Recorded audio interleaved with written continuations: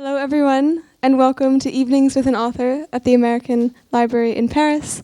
My name is Emily Biggs, and I'm the Programs Manager here at the library. Tonight it is such a pleasure, such a privilege to be joined by the brilliant Christian Campbell in conversation with the equally brilliant and wonderful Cornelius Tulloch in a conversation moderated by Patrick Banks. If this is your first time at a library event, welcome. We're delighted to have you. We hold events like this 2 to 3 times per week, so I highly encourage you to look at our program's calendar and catch the final events of the season before we close our programming cycle in July. After about 40 minutes of presentation from our two speakers tonight, we're going to have a brief conversation moderated by Patrick, and then we're going to be opening it up to questions from our in-person and Zoom audience. So start thinking of your questions now, because we'll be delighted to hear them later. And following this conversation, copies of Christian's beautiful book of poetry, Running the Dusk, will be available for purchase just outside, and he might even generously sign a copy or two. So I highly encourage you to go and purchase them. On to our wonderful speakers tonight. Christian Campbell is the author of the acclaimed poetry collection Running the Dusk, which won the UK's Alderburgh, I may have mispronounced that, I'm sorry to the UK, Alderburgh Prize, among other awards. Campbell studied at Balliol College, Oxford, as a Rhodes Scholar, and his work has been featured and reviewed in the New York Times, The Guardian, Small Axe, Financial Times, and elsewhere. He has received awards and fellowships from the Lannan Foundation, Arvon Foundation, Breadloaf Writers' Conference, and elsewhere, and delivered the annual Derek Walcott Lecture for the Nobel Laureate Festival in St. Lucia. He has contributed to books on visual artists for major exhibits on both sides of the Atlantic and won the Art Writing Award from the Ontario Association of Art Galleries for his work on Jean-Michel Basquiat. And Christian is the American Library in Paris visiting fellow. He's in residency this month, conducting a wonderful project just downstairs. This fellowship is so generously sponsored by the De Groot Foundation, so thank you to them for their aid and their support in bringing Christian into our clutches this evening. And tonight, Christian is joined by Cornelius Tulloch, who is a Miami-based interdisciplinary artist and architect. His work transcends the boundaries of photography, fine art, and architecture, and has been shown in institutions such as the Kennedy Center, the NYU Center for Black Culture, the CUE Foundation, Locust Projects, and many more. He was a 2016 Presidential Scholar in the Arts, and his work is presented as part of a permanent collection of the Studio Museum in Harlem. Tulloch has won numerous prizes and residencies. He was named an Emerging Visionary Grantee by Instagram and the Brooklyn Museum's Black Visionaries Program in 2022. He's a 2-time Ulit Ellis Award recipient and received the 2023 Young Arts Jorge M. Perez Award.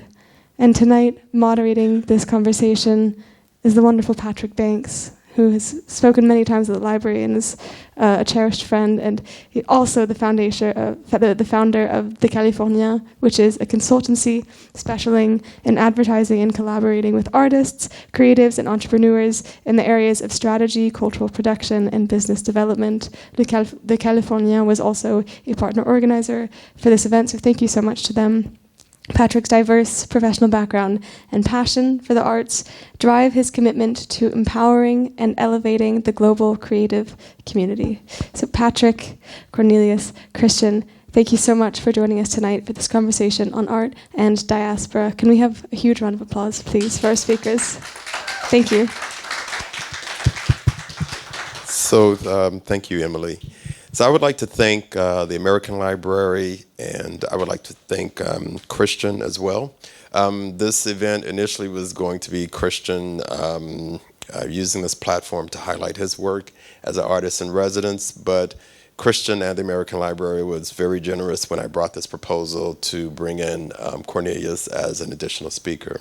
I had the opportunity to meet Cornelius during the Venice Biennale, and he was presenting Elements of Being, which is a multi-sensory exhibition that he curated for the Biennale. And it was just such a beautiful and telling experience. And there was a live performance. of spoken word, music, and movement and film. And so he's here doing a residency in Paris. I just wanted to have an opportunity to have his voice heard here. So I'm going to turn over the floor to Cornelius, and he's going to screen a 3-minute excerpt from his exhibition and talk about his project.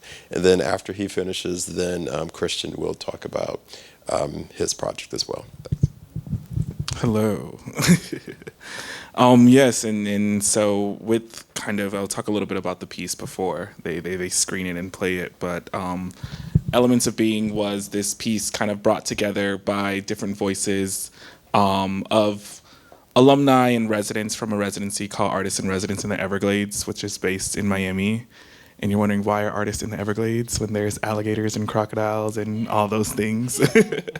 But really, it kind of has become this space where even artists who weren't engaging in work that dealt with the environment found a space to kind of be out there in the wilderness, but also touch on topics and think about it in different ways. So think about the landscape as something that is accessible and something that is a sense of belonging between it from people who never saw themselves having access to these things when you think about the history of national parks in the US and who has access and who doesn't have access. But this residency has kind of created a space for reclaiming that land and space and thinking about all the different histories and backgrounds that are part of that have had a history there. And so through the process, kind of thinking, how do we tackle on Venice as a space and bring the Everglades, but then realizing that Venice also has a wetlands adjacent to it that is very similar to that of the Everglades, and seeing kind of these histories that come together in this space. And we saw it as a place to begin to access through Arsa McCoy. She's an amazing poet, accessing landscape, and then being able to have George Gentry, who is a dancer, comment upon it. But this was really a collaboration between Ari and Diana Wege in her studio, and she's an artist who is a part of Woven, which is an organization called We Oppose Violence Everywhere Now. And in their kind of thing, we saw this kind of similarities between what Ari was doing, kind of creating access to the topic of the environment in her practice, where she had a piece called Earth Requiem, which she had an entire orchestra kind of make these kind of symposiums and things and symphonies around the outdoors, but in this way that, if we don't look at what our impact is in the environment, it may be too late soon. So how do we kind of begin to view these? But then it kind of forced us to think, all right, what are the different entry points for people to understand this? And kind of using art as this force to kind of seduce people into the dialogue. People who may not see, it's a tree, we got plenty of trees or different things, but to see that we are all intrinsically a part of the environment around us, and how do we kind of reckon with this, but also building it in this way where, with orchestra, music, dance, and these components, really building all these different artistic disciplines to make a piece that we could present in Venice. And this was a part of the ECC and their opening, so we got to do a whole opening performance and everything. And it was actually quite great to see the kind of reaction that we got within that space, being one of the spaces focused on the environment. And I think also reapproaching what does art about the environment look like, and really bringing in this sense of culture and identity into this space, and acknowledging different histories that may have been overlooked when it comes to these topics and subject matters. And so, yeah, we can cue the piece and get a sense of it. Fires lit and lined the sweet grass. The blood running through the sloughs bubbled up, hissed and sighed. Machineel, rooted in peat and marl, dropped its summer fruits meant for war. The viceroy flew to declare and demand a settling. Exhausted waters beat against the limestone, calling for a settling. Steamy soil singed the feet of the forgetful gatherers, a settling. Charred valleys negotiate with desert talc, a settling. Leveled ground allows for angry glaciers to calm and feed the live oak birthing resurrection ferns. redemption in the form of high smoke on the desperate beating wings of the bee, looking for just one flower to breed, and it will find it, oscillating in the new rivers, moving to the rhythm of Zanzibar winds and Somalia snares. The concrete giants collapse. Indigo skyline stretches its legs. Notch-tipped tick seeds lay slender backs on iron gates, pressing them into the dirt. Curious palms lean over highway rubble and begin the requiem. A settling has happened here. A settling has happened here. A settling has happened here.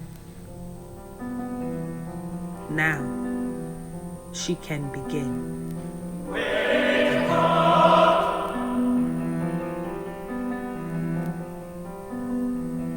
Wake up!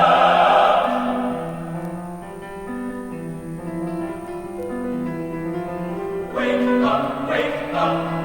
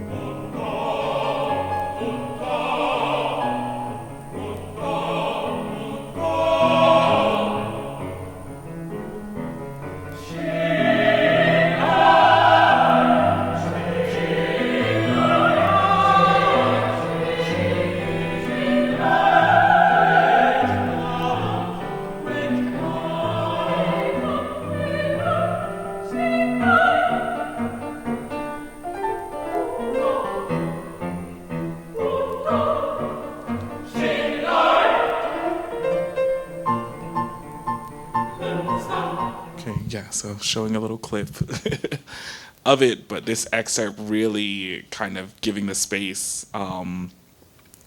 It's, I think the full thing's like 10 minutes long, and it's projection mapped into a space. But I think something that I've noticed, like not even within my own practice, but the practice of all the artists who were a part of it, is like through collaboration, we're able to achieve so much more, and stepping out of our comfort zones and seeing kind of how we're able to bring in dialogue, because even within our times, oh yeah, you can see some behind the scenes of filming me out in the Everglades, but really kind of giving us the space to focus in and see where our dialogues, being from different places and things, but seeing how this ecosystem in particular kind of brought together so many different dialogues. Like for me, I had grown up in Miami, but had only been to the Everglades once before, participating in this, and now I'm there all the time and seeing these different stories that have come out of this space that we've learned about in our time there, of just both Black and Indigenous communities and how they kind of gathered together, but also through, the education systems, how they've erased a lot of that history, and in how through the art we were kind of uncovering so much more to it, and seeing, okay, how do we kind of also frame it in this contemporary context to talk about this merging back of these cultures, communities, and spaces. And for me, my Jamaican father was like, why you want to go out in the bush? Why do you want to be there? What are you doing? Like this and that. But now kind of seeing narratives that kind of cross the entire diaspora from this space, where there's a thing called the Saltwater Railroad, which essentially is like the Underground Railroad, but going south, and where people were kind of coming through Florida as a free land under the Spanish Inquisition, and actually kind of creating communities along Indigenous communities, but also finding themselves going back to the Caribbean in this kind of story of return, and things that we were uncovering like through art, where, never learned these in schools and stuff, but we're finding access to these archives and things that the national park actually had files of, but never had time to go through. And the artists have been kind of doing more of this work of uncovering and almost becoming historians in a way to help with this kind of storytelling. And I think it's been interesting seeing how the art has been this bridge to pushing this work, to also getting the National Parks attention, who is a partner for the residency, but really looking at, all right, how do we kind of see the work that these artists are doing, but also record it so that it's not forgotten. It just doesn't become another thing that happened. But I think as an artist, it's made me think a lot more deeply about my practice and archiving and this process of like, how does my work contribute to something much bigger? And I think for us, it was really like being in Venice and taking it all in and seeing all these different people kind of celebrate the work in a way that was really exciting. Because, you know, even when we were invited, we're like, all right, we're really gonna make something about the Everglades in Venice. Like, who's really going to appreciate it in this way? And we kind of undersold ourselves. And then being there where they're like, oh, you know, you guys want to do a performance, you want to do whatever. They're like, you know, go ahead and make space for it. And then we started to see these different kind of diasporic connections between the space, between other cultures and places, but also this really seeing the kind of intentional space in the outdoors to really look at these dialogues and backgrounds and people and see that, you know, we're all a part of this storyline one way or another, and we're all kind of a part of these ecosystems. But as much as it is, you know, this approach of a very scientific thing happening, it's like so cultural, so embedded into the cultures and in spaces and in how we kind of live with the environment rather than against it. And I think that has been a big conversation, especially in a city like Miami, where you're against the border of the Everglades, but then this also super urban, high density space. And we've been having these kind of dialogues of like, what happens as the city continue to grow and take over this space? Or do we really begin to have a conversation of like, how do we return to the ways of living that allowed us to live with the landscape rather than against it? And I think that has been a big conversation kind of pushed forward in a conversation that has brought us to Venice, but also we'll be kind of doing another installation at the Cooper Hewitt Design Triennial talking about the history of homes in the US and what does homemaking mean in these spaces, and how are we kind of cultivating these stories that have in a way been hidden or forgotten, but through art kind of uncovering it again and creating space for that dialogue. But yeah. Bonsoir. All right. You know, give thanks to everybody at the library, Emily, Emma, Alfonso, so many people, to the DeGroote Foundation, to the DeGrootes. Just gratitude to all of you for supporting my work, for this, you know, really beautiful time here in Paris. It's interesting to kind of pay tribute and celebrate the work of this artist that I'm going to talk about, because when I first sort of found his work and was in conversation with him was also not too long after my very first visit to this city.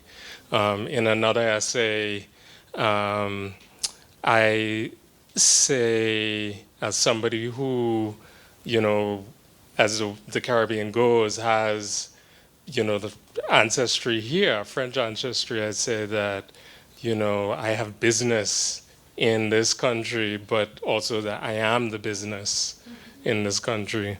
But I am here to, I'm here to talk about the great artist John Beadle. John Beadle was born to a Jamaican father and a Bahamian mother in 1964. In Nassau. He died this April 2024, this April, tragically, of illness. And I think that, you know, his family, his community, the art community in the Bahamas and the wider Caribbean, we're still bewildered. So it's really my honor to share his work and to talk about him. So he was born in 1964, which means that he was born 2 years after Jamaica and 9 years before the Bahamas achieved formal independence from Britain. Put another way, he was old enough to watch the Union Jack go down and another flag go up, unlike me, who had no sense of another flag other than the national flags. But maybe he was young enough not to be swallowed by the regime of British colonialism. But the fact remains, and I want to think about this, is that the Bahamas is a study of what does it mean to be independent without decolonization. So I met John Beadle, or Beadle as I called him, in 2004, late 2004, after I returned to the Bahamas. I was a graduate student at Oxford. I was tired, I was drained, I didn't know. I was also supposed to finish a PhD. I didn't know if I was going to finish. But I took a break from grad school and was a journalist and editor and was in deep conversation with a range of artists across disciplines, musicians, poets and writers like myself, visual artists, and began a really rich conversation with Beadle. One thing I loved about him was that he was deeply serious. He could be testy. He's deeply rigorous, but also wry, you know, with a sense of humor and a sense of light. And I want to begin here with this particular painting, which is called Bushfire, This is the Dry Season. So this is a part of, in some ways, our collaboration, because I asked him to use this painting on the cover of my book, Running the Dusk. And so there's part of it that appears on the book, but the whole painting, you know, when I first saw this many years ago, you know, for some reason that I can't name, I knew it would be the cover of my book. There's a way in which, for me, painters affirm the kind of flashes that run across our eyelids, the kinds of dreams that appear and dissipate when we wake up. But what's interesting about Beadle and his work is that cutlass that is on the bottom of the canvas that will sort of remain. This would have been, I'll tell you the year in a bit, but this would have been, I think, late 90s, early 2000s. But this cutlass emblem will remain a part of his practice in sort of different forms. So there's a way in which, you know, Beadle, in the conversation that we had about this work and the kind of series of work connected to this, is that I was intrigued by the ways that he was always maybe refusing the flatness of the canvas. He was refusing a flat painting, right? So having that actual cutlass attached to the canvas meant that it was sort of, it intrudes in our space, right? And so the painting, the figure is a kind of dream, a kind of liminal figure, is, you know, the more than human. And so in Beadle's practice, what I learned from him is about not only maybe to connect with you, Cornelius, about how to live with the landscape, but what does it mean that the landscape is alive and that we are the living landscape? Because that being, and this is also a self-portrait, is a hybrid. I mean, those plants, and I'm, you know, have to name the flowers there that the red flowers is that poinciana, and the way in which those leaves, that kind of citation of leaves, some of them are ghastly, and then the fire behind him with the ferns coming out of him, right? Another thing I love about his work is that, he's deeply engaged with the histories of his countries, of his region, of the Black diaspora. But his work was not this work that was like applying theory, a kind of applying theory to an art practice, or that is easily kind of framed by existing theories. There's a deep ambiguity here. So I'm just going to move to the next series. And this one is called In Another Man's Yard. And that was originally commissioned by for an exhibition curated by Amanda Colson, and I really want to thank her for conversation with her and also some images. So I'm just going to share. So this is a series, as you can see, of cutlasses that are both sheathed and unsheathed. And so I just want to show you a kind of another detail of it there.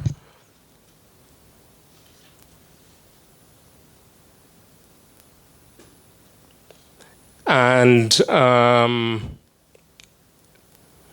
now, when I, sort of going back to the ambiguity of the image, there's a real kind of, in this particular work and in his practice in general, a sense of dealing with the problem of beauty, but that beauty that certainly as a Caribbean person, we have to contend with it. He understands the terror of beauty. He understands the complexity of beauty. So in this particular angle, you can see it sort of looks like a tree, or it looks like a kind of chandelier of cutlasses. But then, especially from this angle, there's a kind of menace and mythology. I mean, it sort of connects, almost with this kind of mythos of the Reign of Swords. And in an interview that I did many years ago with Beadle, he said that this is specifically a Haitian cutlass, right? That he, in his work and in his complex ways, always sort of thinking about the really complicated, inextricable relationship between the Bahamas and Haiti, thinking about the xenophobia that Haitians in the Bahamas contend with, and sort of as right now in the current moment you have, some Bahamians making these kinds of neo-fascist statements that Haitians shouldn't celebrate Haitian Flag Day in the Bahamas. But Beadle in his work was always sort of attending, flipping the script, critiquing, right, from his own complicated position, like my own, that resists the singular nation state. So I'm just going to move here to another 90s piece. So this is, the painting is enigmatic. Functification is what it's called. And this is a collaboration. So in that image, you see John Beadle in the middle, and then in the blue is his mentor. I mean, I think beyond his mentor, his padrino, Stan Burnside, his teacher, and then Stan's brother, Jackson Burnside, who Jackson and Stan are Sidney Poitier's nephews, and prominent, Bahamian artists of a generation above John Beadle. So Jackson has also passed on. So only Stan is remaining physically in this work. But I wanted you to see this image, just also to see the scale of it. I had a conversation with Stan yesterday, who's completely generous to so many of us, because I wanted to know what the process was of making this particular painting. And what he said, the painting that comes out of a collaborative process that Jackson and Stan called jamming. So Jackson and Stan and John Beadle, it's important to also say, were also very much a part of Junkanoo culture in the Bahamas. Junkanoo is the national festival. It is a part of the carnival tradition of the Caribbean. And so they are artists. Another example is Marlon Griffiths from Trinidad, who bridged the gap between carnival traditions or festival arts and so-called fine arts, right? And so in what's called the shack, where they build costumes, the kind of laboratory for Junkanoo culture, they came up with this idea of jamming to bring to the fine arts practice that I think of, some people kind of associated it with action painting, like Pollock. I wouldn't, Stan wouldn't, although there's a jazz connection. So it's connected to Junkanoo, the way in which, for me, Junkanoo, like all of our carnival arts, resists singularity. It is impossible to practice alone. And Stan had this brilliant metaphor. He said that the actual process in the studio, they were always in the studio together, that they soloed like jazz musician. So one person would be at the canvas, the other two would be watching and engaged with what's happening, and then they would switch, and each one would have a solo. And so I just wanted to show you a detail because, there's a, a sense of, this kind of Afro-modernist performance of the mask. There's this, for me, it is about the density. It's about that density of the bush, the incomprehensible bush in the Caribbean, the density of Junkanoo itself, the ambiguity of the line, right? So there is a kind of gesture towards figuration, but it's really not about figuration. As for me, it's, there's a way in which what's prominent is, of course, this is an artifact of process, but also the synesthesia that for me, it's about the sonic. It's a painting that you hear the drums, you hear, the jazz, the Coltrane and the Mads, you hear Bob Marley's jamming, and there's a kind of side connection with, the notion of culture jamming and détonnement, but there's a slight difference for me where, instead of kind of flipping the script of mainstream ads, there's a kind of flipping the script of a mainstream notion of the singular Western genius artist alone in the studio, right? So I'm just going to move to these pieces that are more recent. I'm going to move because I want to give us time for conversation, but I want to say that John Beadle died in April, basically at the beginning of the Venice Biennale. And the timing of his death was especially ironic and painful because many years ago, the curator Amanda Colson was proposed and was going through with the process of John Beadle representing the Bahamas in a pavilion at the Venice Biennale. A huge opportunity, right? A huge moment, and the tragedy for many reasons, the failure of the state and so on, he did not get that opportunity. And so when I was in Venice this year, I couldn't help but think about Beadle and his work, and imagine in particular this work here, this kind of metal work that comes out of a series, and him thinking about boundaries and class and the gates that we put up.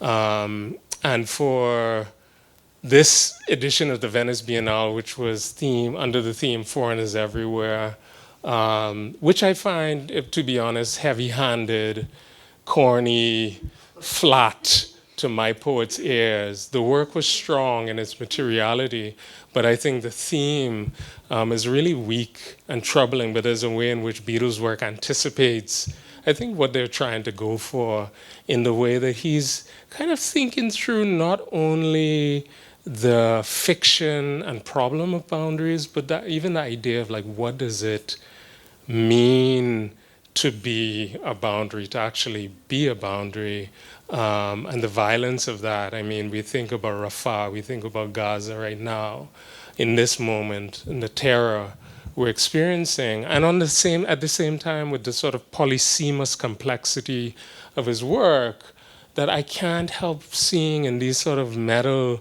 curly Q gates that he's referencing in the silhouette, the kind of masquerade silhouette, this kind of reference to Ogun, right, the voodoo god of iron, and to other Haitian art practices as well.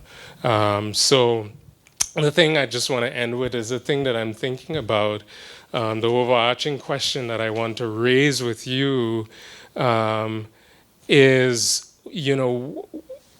how do we care for the soul of a dead man living in his art?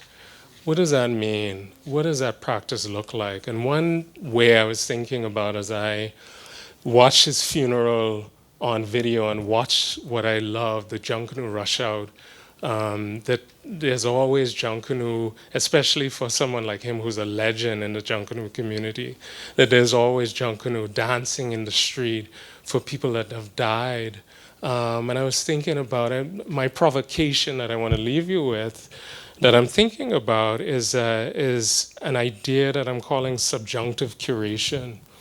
What might it mean to curate subjunctively? If we think about the subjunctive mood in grammar as a wish, right? The conditional, a kind of future possibility that has not happened.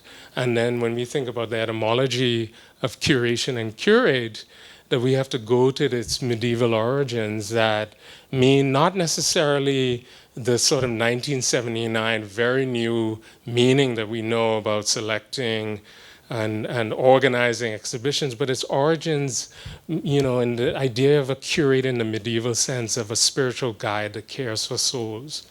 So I'm trying to think about what kinds of imaginative acts like Junkanoo, like imagining Beetle in Venice, right? Anticipating this theme, but being there across from the Grand Canal with the salt stone, with his stone and his metal, being there near San Marco, being in the church, walking with him. What would it mean to think about this act of caring for his souls? Thank you.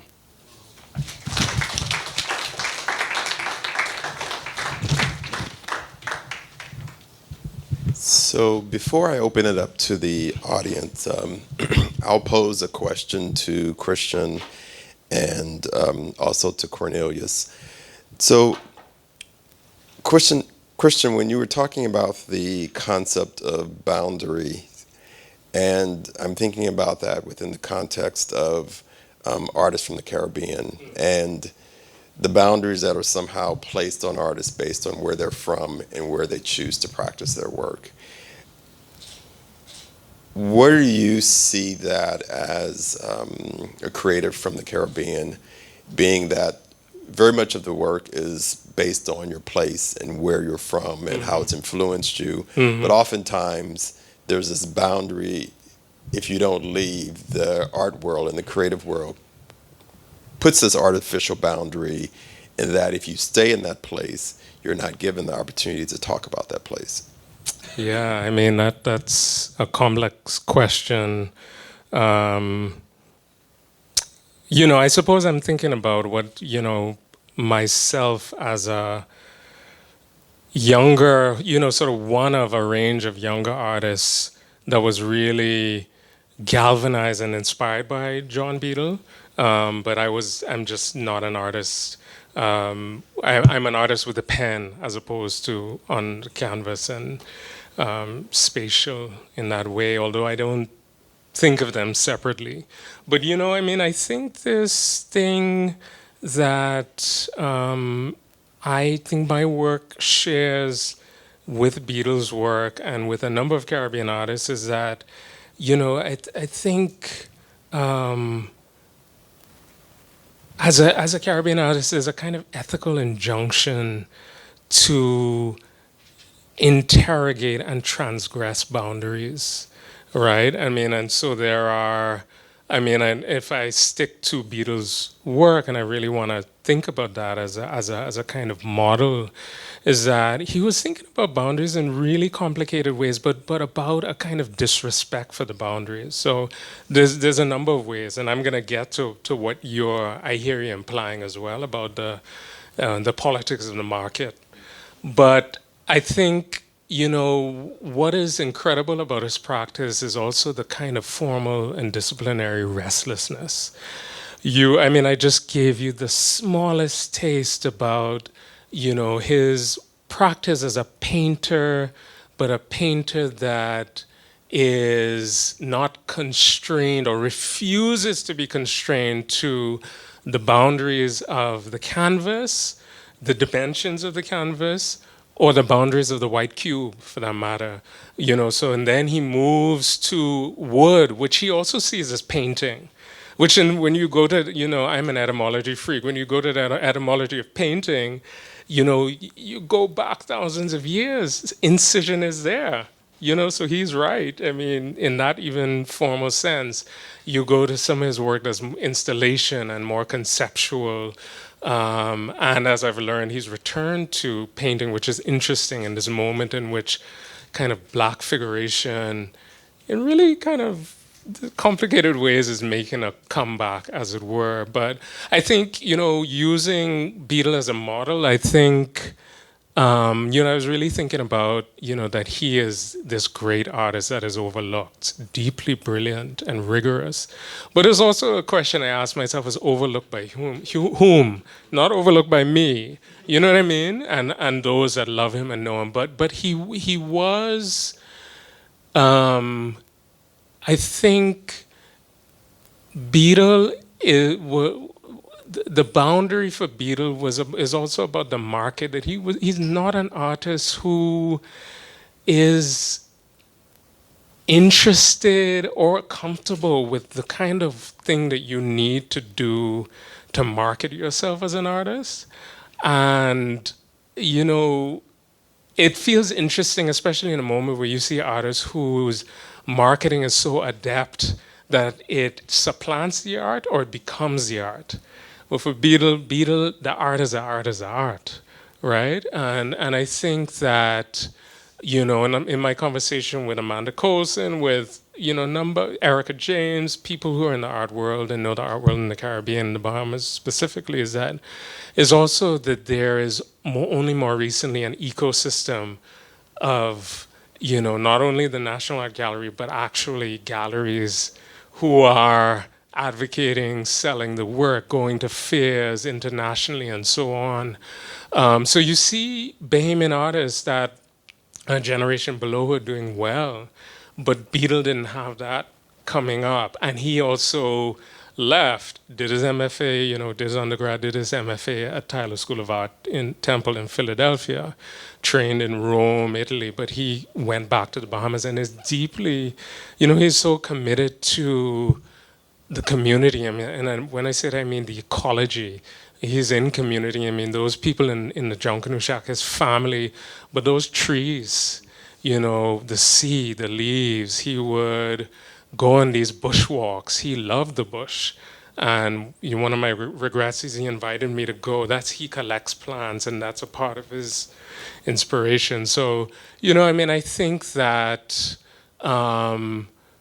in terms of boundaries, while he was alive, he may not have received his due, but he's living in his art, and I think that we can still transgress those boundaries. His work can still travel. It's traveled here to Paris from the Bahamas and continue. So, yeah. Thank you. So that kind of segues into kind of a conversation I've been having with Cornelius. I did a studio visit with him, and he also is from a city that, even though there's Art Basel in Miami, it's not the commercial hub for artists. They leave to be discovered. But Cornelius has also made a conscious effort to stay in Miami, and maybe one day he leaves, but it's inspired his work, and he feels passion there, and it's brought him to Paris, it's brought him to Venice. So as the next generation artist, it'd be interesting to hear how you making the commitment to the place that has nurtured and created your craft, how that has enriched you, and how do we encourage more artists to do it? And then just quickly, and another question is, what do you feel like the diaspora voices, what is our input in the conversation about the environment? And I think people don't realize that we're often most affected by climate change, but we're the ones who have the smallest voice within the artistic world about this. Yeah, I'll start with the last one first and then go back to the other one. But I think definitely when it comes to kind of diasporic voices in this conversation, I think we've been doing the work. I think we use different words to describe it. I think that's something that I've realized, especially when it just comes to like the connection to the landscape, relationship. Like, I don't necessarily call my Jamaicans like everyone's a gardener in a way. Everyone's tending to the land. Everyone has these skill sets that you just know how to grow stuff. You know where to get it. You know what is what. And I never questioned it until thinking back, and one of my friends said it's about a reframing of how we kind of enter this dialogue, or even in it's like I talk about, it's like my mom's the number one recycler in the world. Like, we are reusing things in so many different ways that we repurpose, and like don't think about these things, that it's just like the way of living is so resource driven that it's like that consciousness is always there. Like, I can name you 10 different teas that can fix a million different things, and like all these things that are just so intrinsic to the culture. But I think it's about this kind of reframing of like, oh, this is a part of the conversation in this way, or these ways that we are tending or looking at the environment are closely tied to the science in a way. And so I think a lot of that work is kind of about opening dialogue in space. I think for me, art has opened up a lot of different things and reframing, even just for internal discussions with my family about the environment, or how do we access these things. And I think the more people speak about it, I think the more artists also engage community, because I think that's another thing with it, is like people often have a hard time finding where they fit in, but once they get that kind of connection, they're able to do it. Because I think, especially when it comes to, I would never would call myself an environmental artist, but the work is about the environment and how our bodies relate to these landscapes and tell the stories of them, and finding that, just like you're saying, we are often the most vulnerable to these things, these situations, even looking at the Everglades and the boundaries of where it's infringing and affecting kind of communities. Are now they're facing a water level thing where there's too much water in the Everglades because we've built these dams to help water get into the city and stuff, but now it's kind of flooding out all these indigenous communities who were in this space. And so we have to think also a lot about, for us to have a comfort or whatnot in this city, what happens to the people on the fringes of these spaces and environments, and how are they impacted offsetly by these things. And I think the more we begin to realize everyone is affected with any movement that's made anything that happens, I think we can have a more real conversation and tie of like, how do we fit within the entire kind of dialogue in space. But yeah, I think it's kind of these entry points. And then with kind of making an intentional thing of making space in Miami, I think for me, like I always say, like, I'm addicted to my family. Like, I'm always around them, and they're always inspiring the work, because I'm always kind of seeing how the everyday is reframed in my work, and in kind of these topics where, I've gone through extensive art and design education and different things, but now kind of reinterpreting my own kind of surroundings and experiences, and how do we kind of convey these things that we may overlook in the everyday, whether it's patterns or different things. And it's been great to see the work that you're doing, because part of like my research in Paris has been in ironwork, but through originally the lens of Haiti and the Caribbean, and then looking at kind of the back and forth between French influence, African tradition, and different things, but how ironwork holds so many symbols and religious icons and different things, and like we may overlook these things, but all around the Atlantic, you see the influence and this kind of cross-cultural dialogue that's happening, because I think also the idea that like everything isn't so linear, I think has been great in uncovering or like getting a better understanding of the Caribbean as well. And that has been my thing with like reading a lot of Glissant's texts and different things, to really kind of look at it as this ever evolving and emerging thing. And I think it's helped me to also understand Miami more as, part of this dialogue in space. And for me, it was just about like building. I think there's so many cities that are established.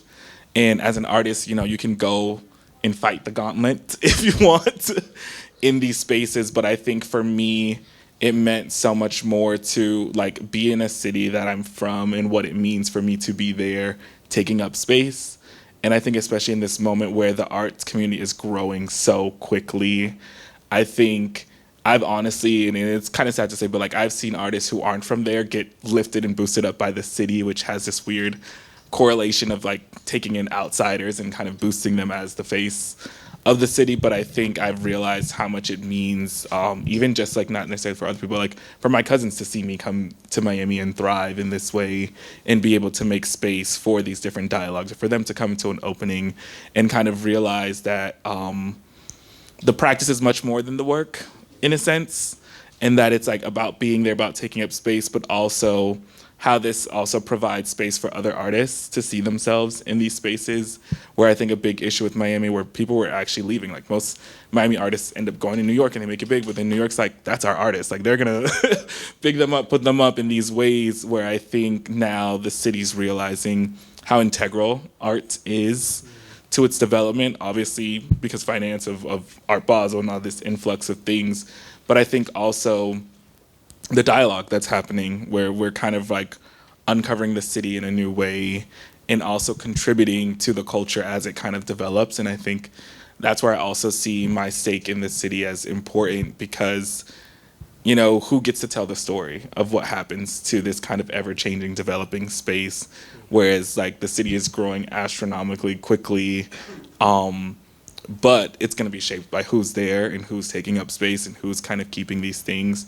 And, things come and go and change and shift, but I think it's important for those, or people who I would consider stakeholders, to participate and be in that way. And honestly, it's been great to see in the ways as well, like there's changes, but how the city is also realizing that for years they've overlooked local voices and talent and needed. And so like, to be sent here in Paris to as a Miami artist, or even kind of the city recognized once I'm here, they're like, oh, you're here, come to Basel and like do this thing. And now they're, in a way, they're kind of now capitalizing off of it.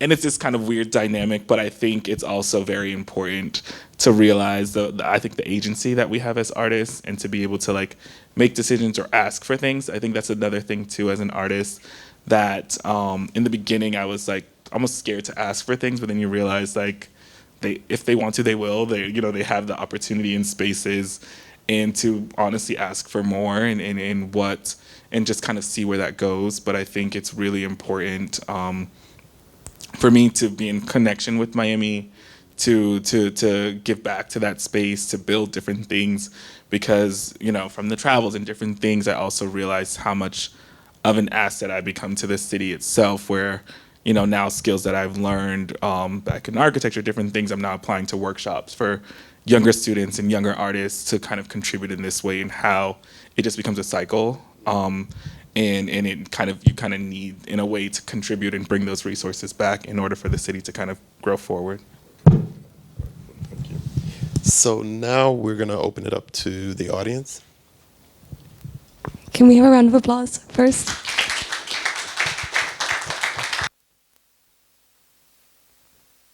Thank you so much, Christian. Thank you so much, Cornelius, for these amazing presentations, and Patrick for such brilliant moderation. It's just been endlessly rich and fascinating, so thank you so much.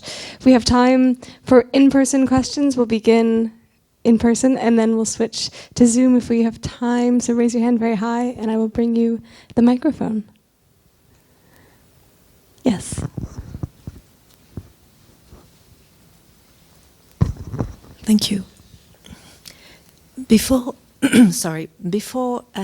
asking a a question to Christian, and apologizing to Cornelius because I missed most of your presentation, sadly, but I got a wonderful introduction to your work, and so I shall return to it. I wanted to bring into the room some of those whom you have mentioned, so bring them again, and some of whom are here with us around John. And so, you know, I learned of John's passing rather recently myself through our friend, the Bahamian artist Blue Curry, who felt it was his duty to inform me of John's passing, as he feared I may not have been told, and indeed I hadn't, and I was shocked. I immediately thought of our friend Krista Thompson, whom I want to mention. Krista Thompson is a highly regarded art historian of Bahamian descent, and she, on one instance, was a colleague of mine, bringing John's work to fruition in this dialogue between the so-called festival arts, and namely John Canoe, and the visual arts. I was pleased that you mentioned Marlon Griffiths, the great Trinidadian artist who not so long ago was here for Nuit Blanche. Was here for Nuit Blanche and did a wonderful project in the Parc de Belleville. And then, of course, I am so happy and thrilled and moved to see Cara Springer, your dear wife, and your daughter. And this brings me in a way back to Miami, and I will get to the question, but it's so deeply moving to feel, to be here in community with so many of my Caribbean peers and pals. So it's really wonderful. Of course, I have to come to the American Library in Paris to find you, of course. You know, but, you know, this sense of a Caribbean community, certainly you can find it in Paris, and I have found it after, by now, 3 years back in the capital of my country of citizenship, which is a long way around saying that I did not grow up to see a flag come down or another flag go up. And as you know, this is the fate, or it has been the fate of the Antillians so far. But that's another scenario altogether. I will get to my question, and I think it relates to all of what I have said previously. Christian, when there's somewhat of a paradox when at once you show us how important John was and is and will continue to be for the artistic community in the Bahamas and in the Caribbean.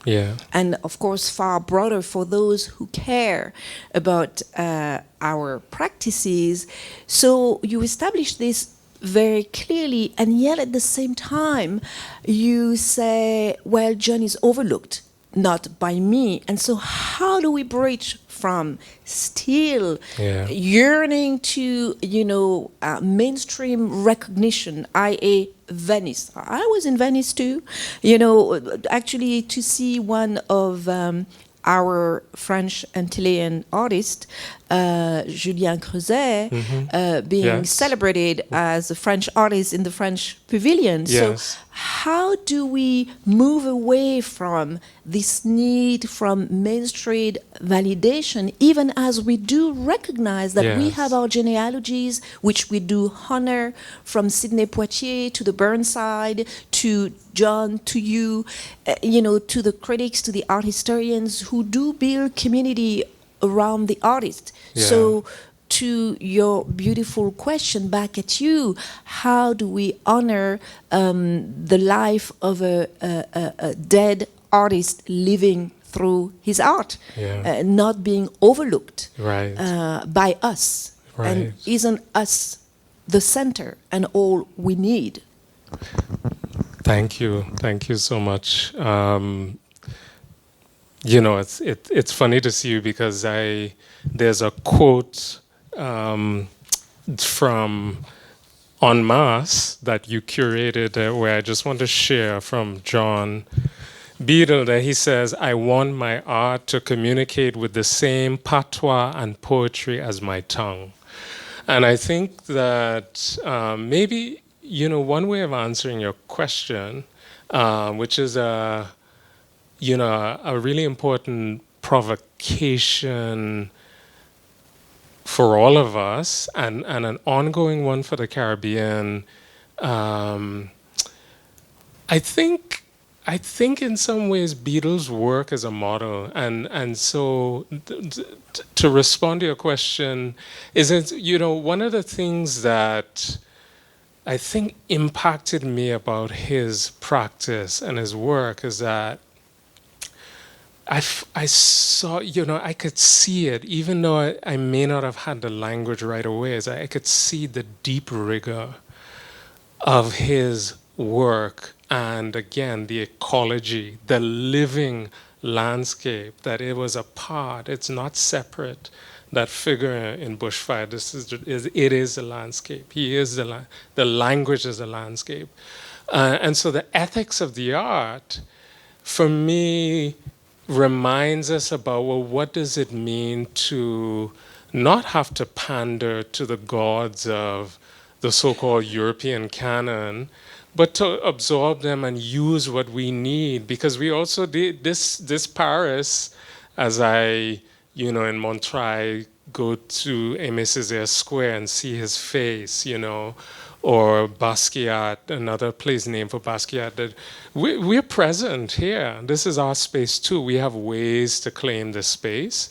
And so, how do we then, I think the ethics is then, how do we proceed with the integrity that is inward looking, but also understanding that none of these spaces, speaking of boundaries, are cut off, for us. None of these spaces, that we are a part of these spaces when we do the work, the genealogies. When they sip in Campari in Venice, at the Venice Biennale, it's made from something, a part of a tree, I can't remember what the bark is called, that's made right in the Bahamas, in Crooked Island, where my grandmother is from, right? You take the train to Venice, you get to Geneva, right, where so-called Christopher Columbus was born, who, people don't know the Bahamas is the first landfall in the New World. What that means is that the land bears the physical weight. That cross going into the sand is a wound that we bear spiritually, right? And that, these roots, we're not isolated from them at all. So I think I really like that you put that question into the room, because it really sort of makes us think about, well, what's the ethics? What's the ethics here? And I really feel like, there's a model of artistic integrity here that is the ethical injunction.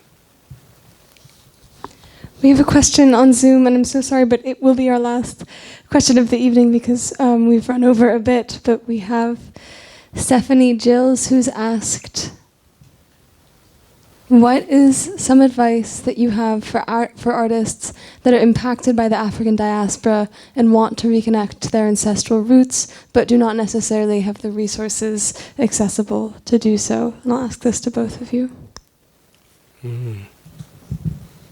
So sorry, that's a tough one. But I feel like there are so many ways that I'm finding, even like coming here, finding communities and access to them. I think for me that was something interesting of coming to Paris, and my background being Jamaican, but seeing the French Caribbean and kind of really having, I feel like the curators were a big help into the spaces, but then also kind of having discussion with the artists, because I think, as Christian's saying, like, we exist in all these spaces. And I think that kind of community building begins with those conversations as access points to it. Obviously travel, being able to really go back to these spaces. But I think it starts at those conversations, at those connections with other people in finding out different things. Because I think another thing that I've found is like so much of the history is held by word of mouth.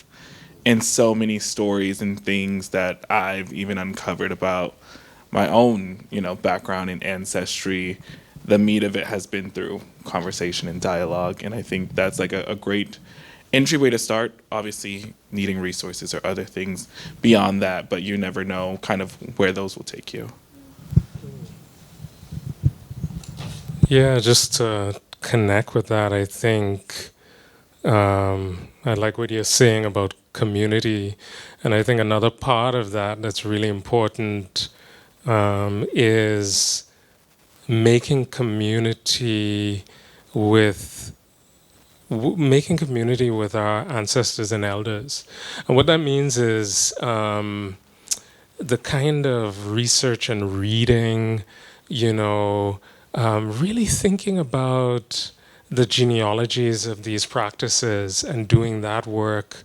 I really think that is a way, for me as a poet, to kind of interrupt that loneliness.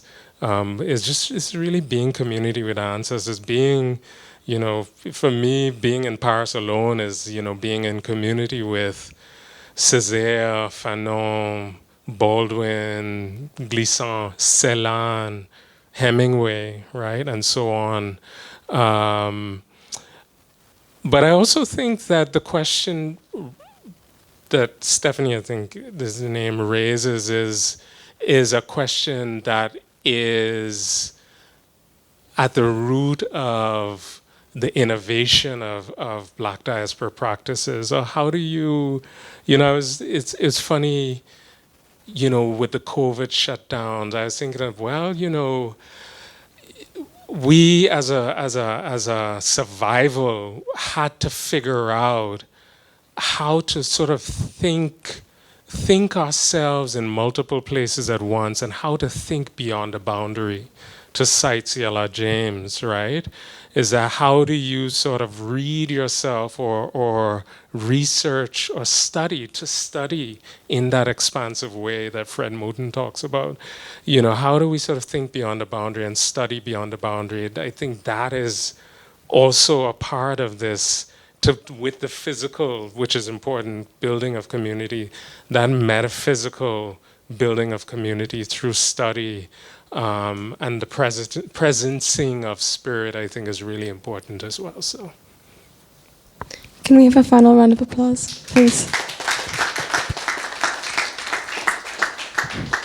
Thank you so much again for this brilliant conversation, and thank you so much to Patrick and the California for helping to organize it, and thank you to our brilliant audience for joining us tonight and being a part of this conversation as well. It was such a pleasure to see all of you here.